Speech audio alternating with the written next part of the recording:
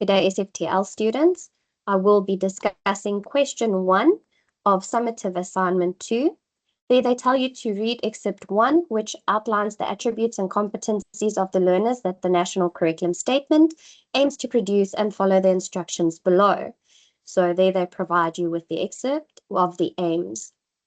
They tell you that it indicates that the Department of Education envisions a particular profile of a learner who exits the schooling system at the end of grade 12. As a group, critically reflect on the conditions that enable effective teaching and learning within the South African context by explicitly linking the several general aims of the CAPS to effective classroom practice. Your discussion should be grounded in relevant literature and policy, drawing on examples from Killen, the CAPS document for your specific subject area, and at least 2 additional credible academic or policy sources.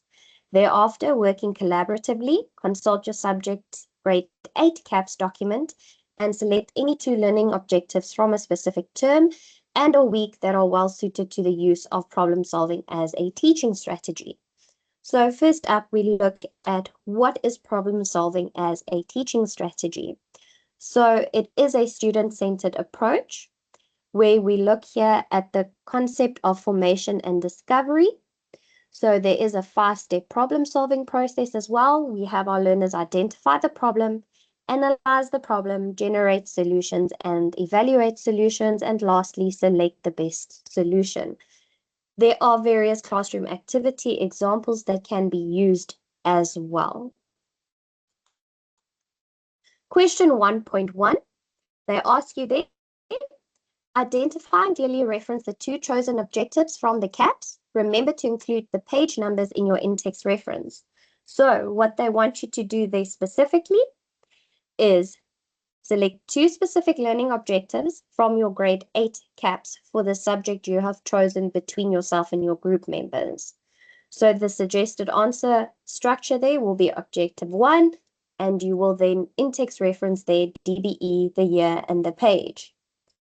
Please do not paraphrase here. You are to quote directly from the CAPS document.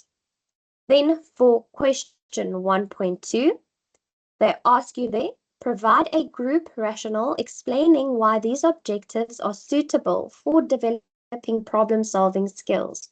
Support your reasoning with at least 2 academic sources. So they want you to explain here why these objectives are good for problem-solving teaching. So you need to link your objectives to critical thinking, decision-making, and real-life application, seeing as that is what problem-solving as a teaching strategy involves. You need to use at least 2 academic sources. Please do remember when answering this question, problem solving promotes active learning, higher order thinking, and learner engagement. Very important. So you will start with a statement, for example, these objectives are suitable for problem solving because, and then you will link your 2 objectives that you provided to this answer. Please remember, you need to use at least 2 academic sources when answering this question. Question 1.3, they ask you to describe examples of content you would teach to achieve each objective and explain how this content promotes creative thinking.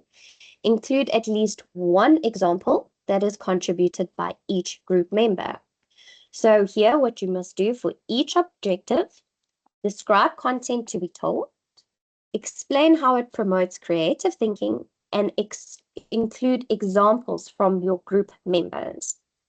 So if you look at it, your objective 1, the content, what topic or concept is being taught here? Provide an example of an activity about how it will promote creative thinking, and then link that to how it is developing creative thinking, and be sure to add examples from group members.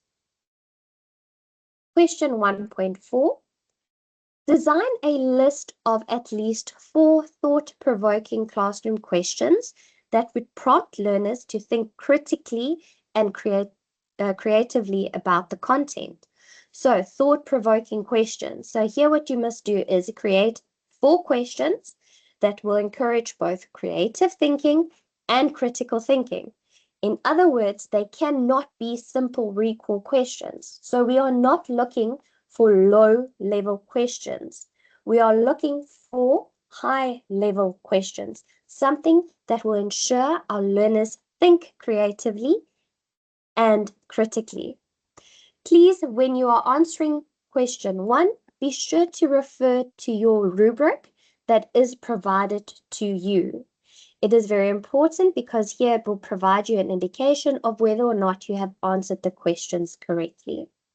I hope this is of great assistance to you, and I wish you all the best of luck in completing formative assignment 2.